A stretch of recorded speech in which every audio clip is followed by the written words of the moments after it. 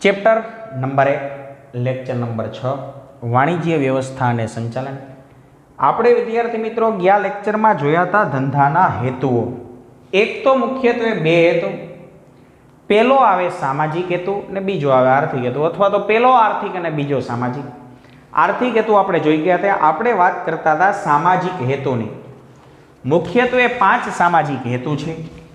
કયા કયા ધંધાના સામાજિક હેતુ છે ભાઈ?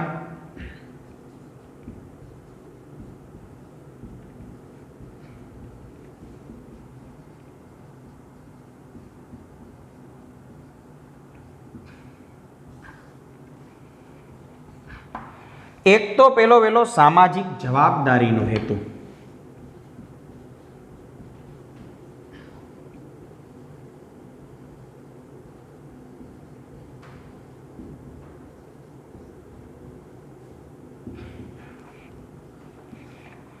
નંબર 2 છે રોજગારીની તકો પૂરી પાડવાનો હેતુ.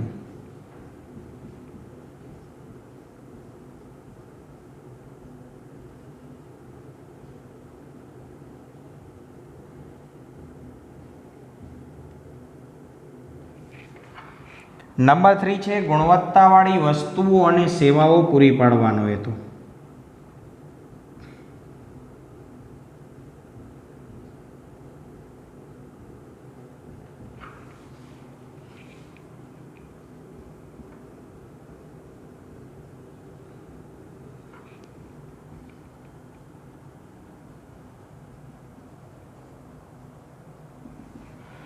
નંબર 4 છે વ્યાજબી વેપારી રીત રસમો પૂરી પાડવા અથવા અનુસરવાનો હેતુ.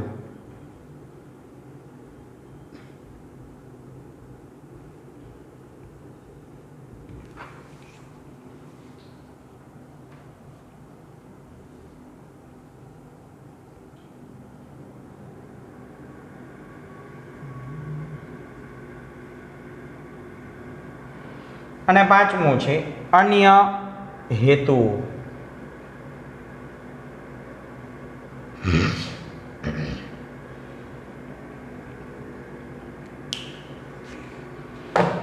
ગયા લેક્ચરમાં આપણે ગુણવત્તાવાળી વસ્તુઓની સેવાઓ પૂરી પાડવાનો હેતુ વિશે અભ્યાસ કર્યો હતો કે ભાઈ માત્ર ને માત્ર છે એ સારી વસ્તુ જ દેવાથી કર્મી નથી થઈ ગયા કે ધંધો નથી થતો, પણ સેવા પણ સારી પૂરી પાડવી જોઈએ. ફોર એક્ઝામ્પલ તરીકે આપણે ઇલેક્ટ્રિકનું ઉદાહરણ જોયું હતું કે એસી લઈએ તો એસી ઘરે મૂકી તો જાય પણ ફ્રી ઇન્સ્ટોલ પણ કરી જાય, ફિટ કરી જાય.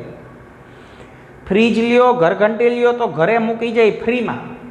આ ઉપરાંત ફ્રીમાં મૂકી જાય ન્યા વાત પૂરી નથી થતી, પણ વર્ષ દી 2 વર્ષ 3 વર્ષ 5 વર્ષ જેવી પ્રોડક્ટ ગેરંટી વોરંટી પણ તમને ને મને આપે. તો એ શું થયું?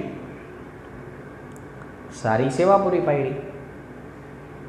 ત્યારબાદ નંબર 4 છે વ્યાજબી વેપારી રીત રસમો અનુસરવાનો હેતુ. ભાઈ વ્યાજબી વેપારી રીત રસમની એક ખાસ વાત કરીએ ને તો એક તો આ આવે ગેરમાર્ગે દોરતી જાહેરાતો.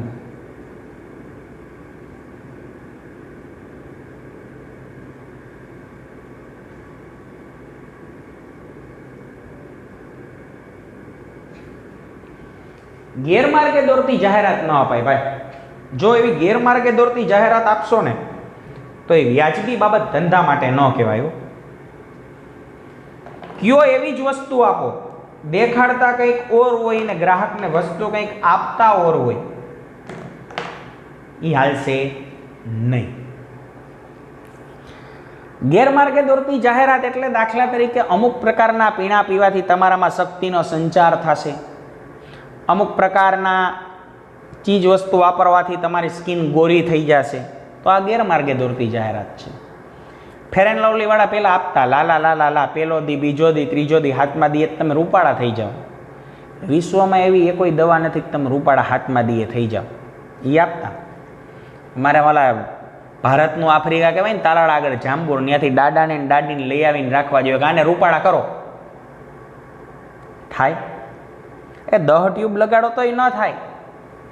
ઓલા ડીયુ વાળા આપે ડર કે આગે જીત એ ઓલા પહાડમાંથી ઠેકણો મારે ખામેના પહાડ ઉપર વયો જાય પાછો. શક્ય છે? મમ્મી કો બોલો કોમ્પ્લેન પીવડા. અમુક છે એ બિચારા બાઇટકા હોય જન્મથી, તો એ 10 ડબલા પીવે તો એ હાઈટ ન વધે. આ ગેરમાર્ગે દોરતી જાહેરાત છબી ન આપવી જોઈએ. કાં તો કાળા બજાર કરે, એ પણ ગેરવ્યાજબી બાબત છે હો. એ સારું ન કહેવાય. કાળા બજાર એટલે ચાઈ કરીને અછત ઊભી કરવીને ભાવ બમણો લેવો, બમણાથી પણ વધારે લેવો. હું તો એવું કહું છું. માલ સામાન હોય પણ એ કંઈક નથી હો સાહેબ, કે બહુ મોંઘું છે, કે તમે કહો તો મગાવી દો.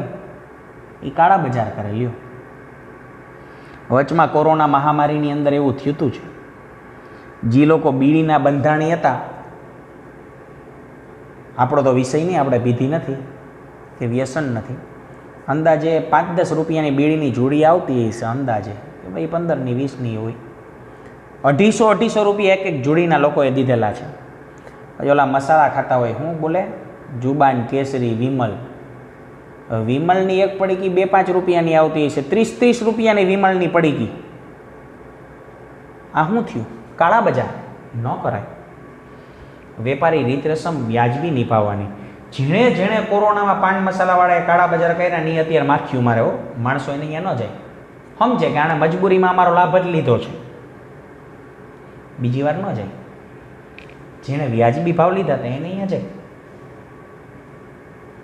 અમારે ઘણા હગાવાળાને પાન માવાની દુકાન છે, મને ખબર ન પડે પણ આ એ ખબર પડે કે એમાંથી અડધા માખ્યું મારે, અને અડધાને ફૂલ ઘરાકી. એ ફૂલ ઘરાકી એને છે કે જેને એ સમયે વ્યાજબી ભાવ જ રાખ્યો હતો. એ કંઈક ઓલી ફાકી મસાલો કહેવાય, કંઈક માવો 25ની 2, એ જમાનામાં 25ની 2, એટલે કે એ વખતે ભલે ને કોરોના છે, હોપારીની અછત છે, તમાકુની અછત, જેટલી છે એટલી વેચવી, કે જેટલા છે એટલા માવા વેચવા. 25ના 2 એક જ ભાવ. બીજાએ 50-50 એક-એકના લીધેલા છે.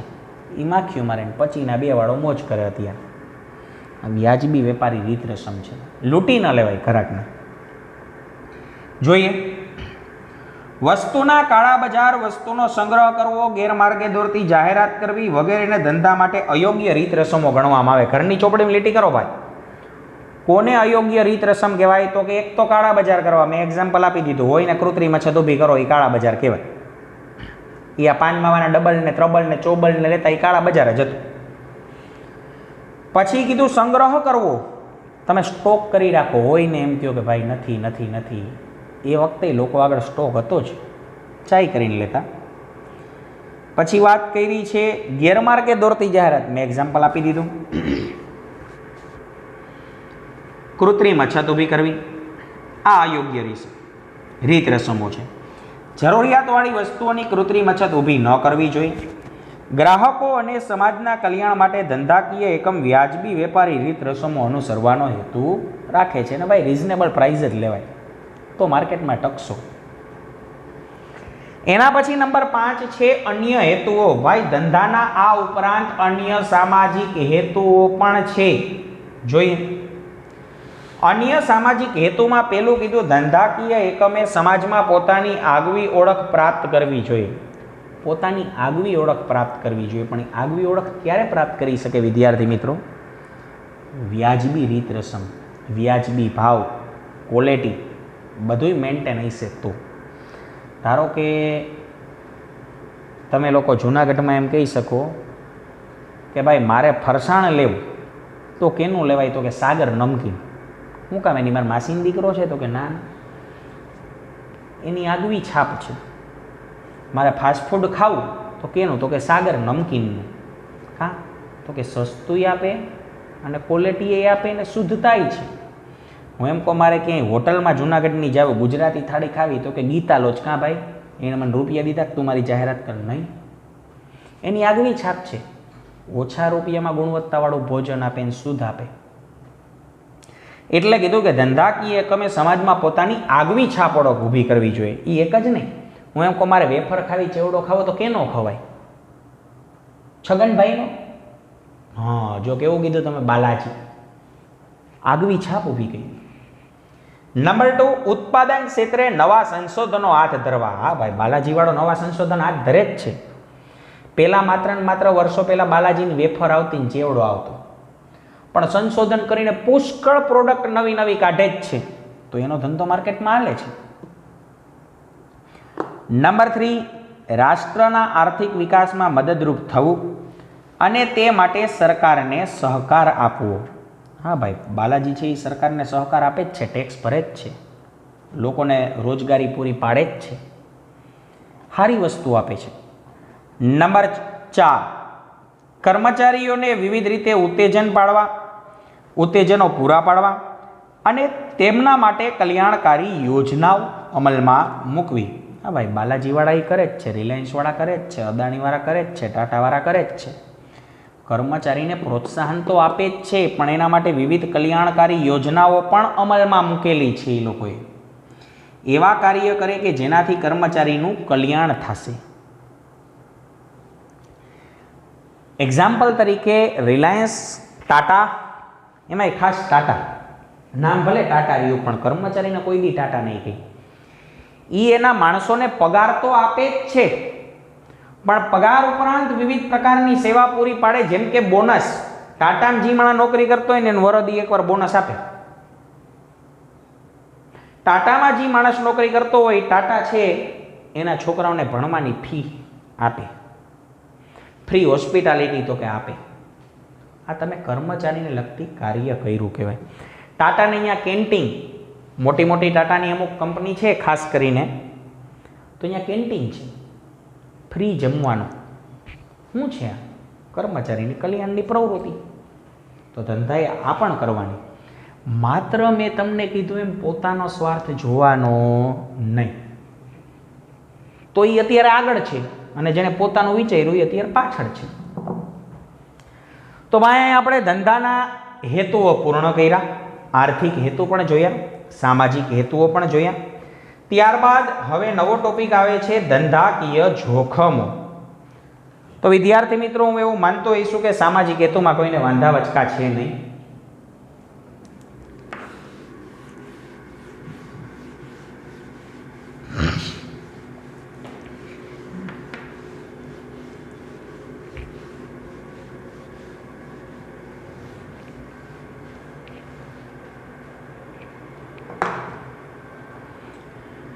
હવે નવો ટોપિક આવે છે ધંધાકીય જોખમો.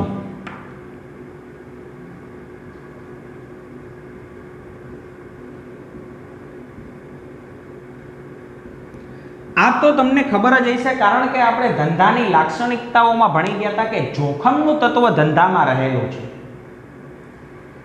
તો ધંધામાં જોખમ તો છે જ, અને એક બીજું લક્ષણ હતું અનિશ્ચિતતા છે. ધંધામાં અનિશ્ચિતતા પણ છે. ભાઈ, હું દુકાન ખોલીને બેહું, વેપાર થાય પણ ખરીને ન પણ થાય, નો ગેરંટી નો વોરંટી. તો એક જોખમ છે ને બીજું અનિશ્ચિતતા છે. એમાં આપણે અભ્યાસ કરવાનો ધંધાકીય જોખમ. તો મુખ્યત્વે ધંધાકીય જોખમ બે પ્રકારના છે.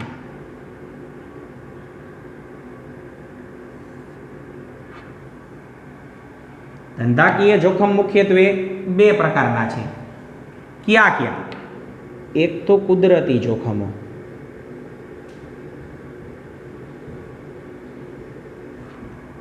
અને બીજું માનવ સર્જિત.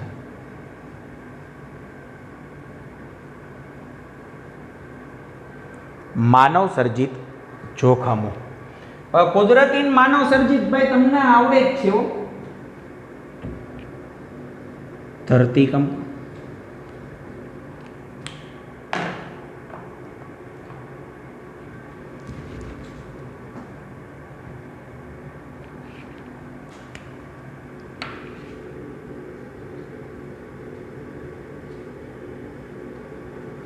પૂર, હોનારત, સુનામી, દુષ્કાળ વગેરે.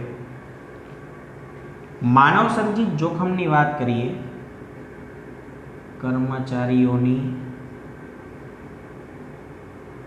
હડતાલ, ફેશન, રુચિ, પછી હરીફાઈ વગેરે. હરીફાઈ નહીં, હરીફાઈ હો ભાઈ, આ વળી હરીફાઈ લખતા નહીં.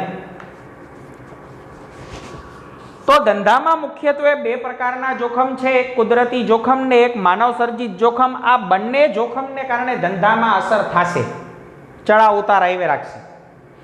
ભાઈ ધરતીકંપ આવે, પૂર આવે, હોનારત આવે, તસુનામી બોલે તો સુનામી આવે, દુષ્કાળ થાય, અતિવૃષ્ટિ, અનાવૃષ્ટિ, ધંધાને માર પડશે ભાઈ. અમુક રોગચાળા ફાટી નીકળે તો પણ. વાત કરીએ માનવ સર્જિત જોખમો તો કર્મચારીની હડતાલ.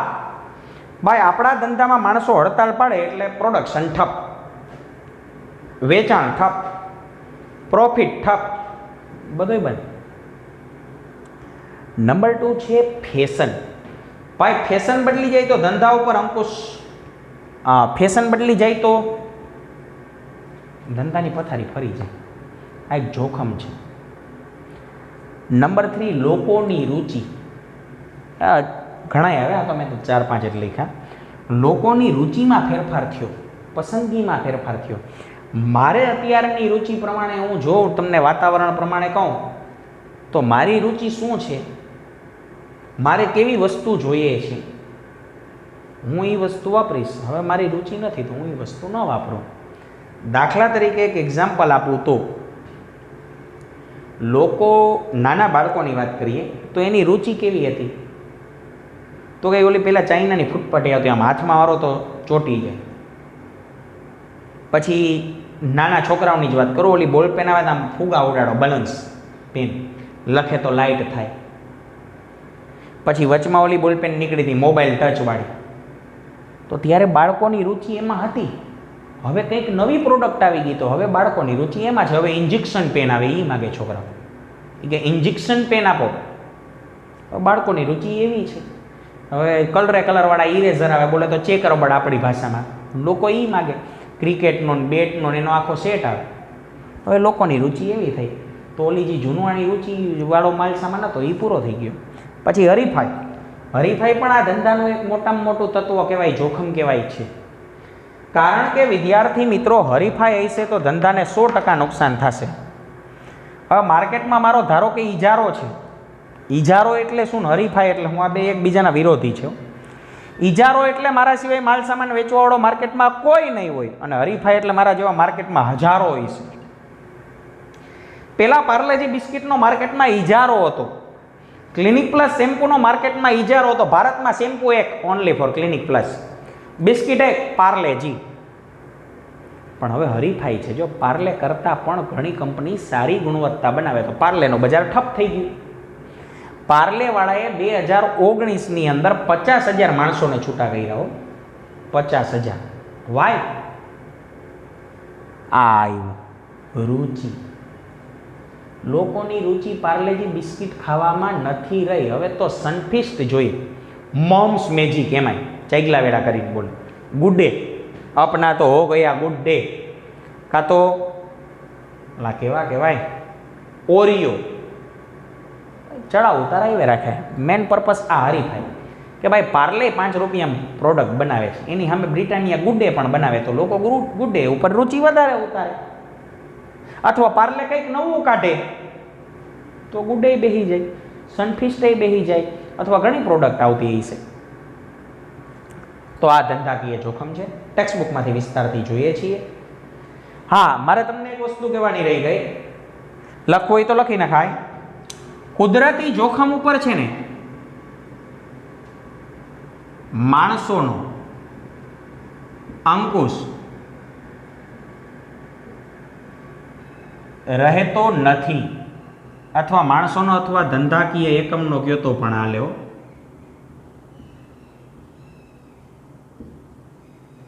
જ્યારે માનવ સર્જિત ઉપર છે ને માણસોનો અંકુશ રહે છે, અથવા ધંધાનો, આ બાબત કુમાર કેવી રીતે? ભાઈ વરસાદ પડે એને હું રોકી શકું, ધરતીકંપ આવે એને હું રોકી શકું, પૂરાડો હોઈ જાવ, હું થોડોક આરોણી છું તે પૂર રોકી શકું, સુનામી આવે એને હું રોકી શકું. કુદરતી જોખમ ઉપર મનુષ્યનો અંકુશ રહે નહીં ને રાખવો પણ પોસિબલ નથી. પણ હા, માનવ સર્જિત જોખમો છે આને કાબૂમાં લઈ શકાય, કાબૂમાં કરી શકાય. જેમ કે હડતાલ છે. વાય શું કામ એને? પગાર ઓછો પડે, પૂરો લઈ લો જાઓ. હડતાલ. ફેશન, મારો અંકુશ ફેશન ઉપર રહી શકે, વેપારી એકમોનો ફેશન ઉપર રહી શકે. અત્યારે કેવી ફેશન છે એ પ્રમાણે પ્રોડક્ટ બનાવો. રુચિ, લોકોની રુચિમાં પણ બદલાવ લાવી શકાય. ફેશન, હરીફાઈ, હરીફાઈમાં પણ આપણો અંકુશ રહી શકે. ફલાણી કંપની છે એ ઓછા રૂપિયામાં વેચે, આપણે ઓછા રૂપિયામાં વેચવું. તો ટૂંકમાં આ કંટ્રોલેબલ છે, અંકુશમાં લઈ શકાય છે, પણ આ નહીં. બરોબર? તો આપણે ટેક્સ્ટ બુકમાંથી વધારે ચર્ચા કરીએ. ધંધાકીય જોખમો 1.5.4 પેજ નંબર 4 ઉપર ધંધામાં નફાની અનિશ્ચિતતા અથવા નુકસાન થવાનું જોખમ રહેલું છે. હા ભાઈ છે. એક તો નફાની અનિશ્ચિતતાનું પણ જોખમ છે અને નુકસાનનું પણ છે. નફાની અનિશ્ચિતતાનું જોખમ એટલે છે કે નફો થાય ઓર નો પણ થાય, એટલે કે લોસ પણ જાય. પછી વાત કરી છે ભવિષ્યના અનિશ્ચિત બનાવોને નફાને અસર કરે છે. હા, ભવિષ્યના અનિશ્ચિત બનાવ છે, આને કારણે પ્રોફિટને અસર થવાની જ છે, કારણ કે ભવિષ્ય તો અનિશ્ચિતતાઓથી ભરેલું છે. એક વાત યાદ રાખજો, લખ્યું હોય તો લખી નાખજો. ભવિષ્યમાં એક બાબત નિશ્ચિત છે, એ છે અનિશ્ચિતતા. ભવિષ્ય પુષ્કળ અનિશ્ચિતતાઓથી ભરેલું છે. ભાઈ કાલ શું થાય તમને મને નથી ખબર, ખબર છે નહીં.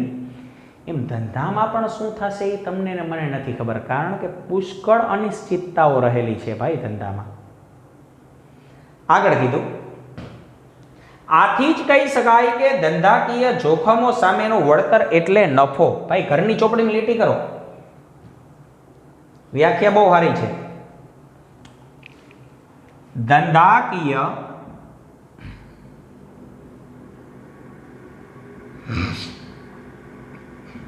જોખમો સામેનું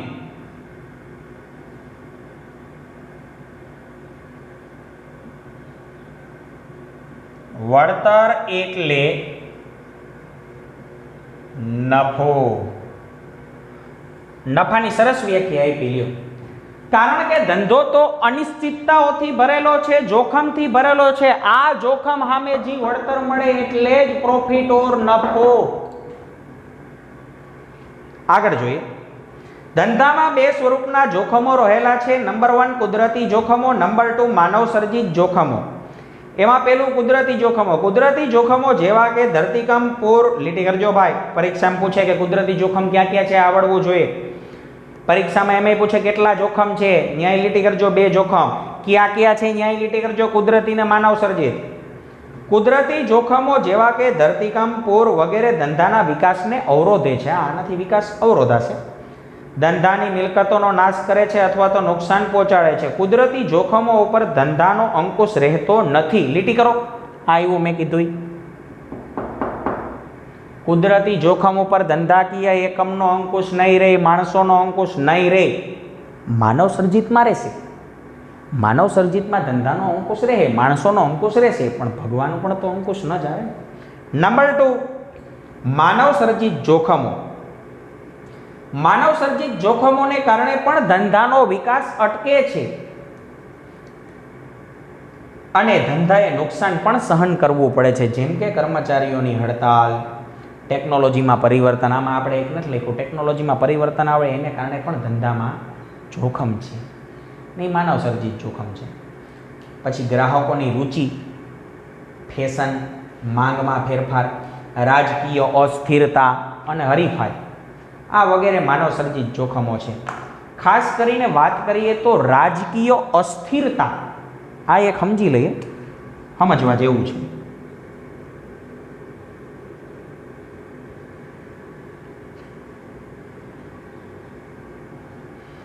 રાજકીય અસ્થિરતાને કારણે પણ ધંધામાં જોખમ છે. પૂછો કેવી રીતે? તો કે ભાઈ અમુક રાજકારણીઓ અમુક પ્રોડક્ટ વેચવાની દેશમાં છૂટ આપે, જ્યારે અમુક રાજકારણીઓ છે એ દેશમાં મનાઈ કરે. જેમ કે આપણા અટલ બિહારી વાજપેયી ભારતના વડાપ્રધાન થઈ ગયા. મોદી કાકા એને હિસાબે જ આવ્યા. વાજપેયીના જમાનામાં ગુજરાતની અંદર આપણે કહીએ તો ઇમરજન્સીની અંદર નરેન્દ્રભાઈ મોદી છે એ મુખ્યમંત્રી આવ્યા હતા. ઇમરજન્સીમાં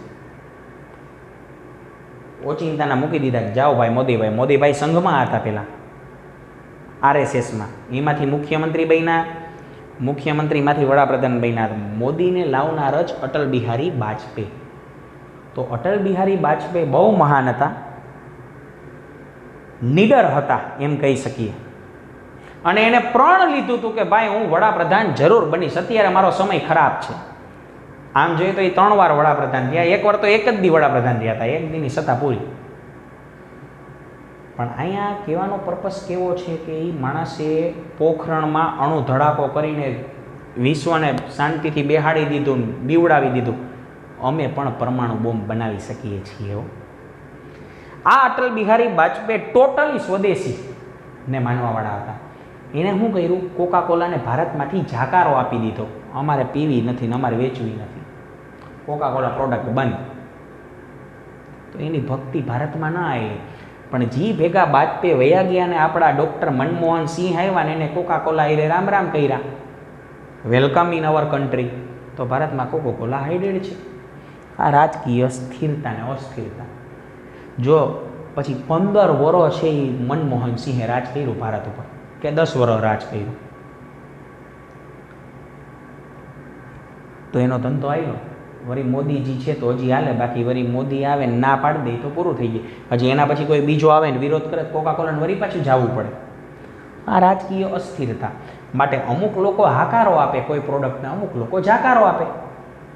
મોદી કાકાએ પણ ઘણી બધી પ્રોડક્ટનો વિરોધ કર્યો છે, સીધી રીતે નહીં, આડકતરી રીતે.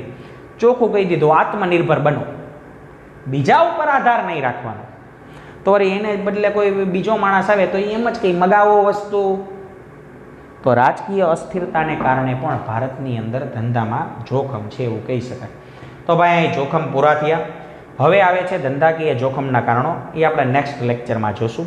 આજે આટલું રાખીએ છીએ.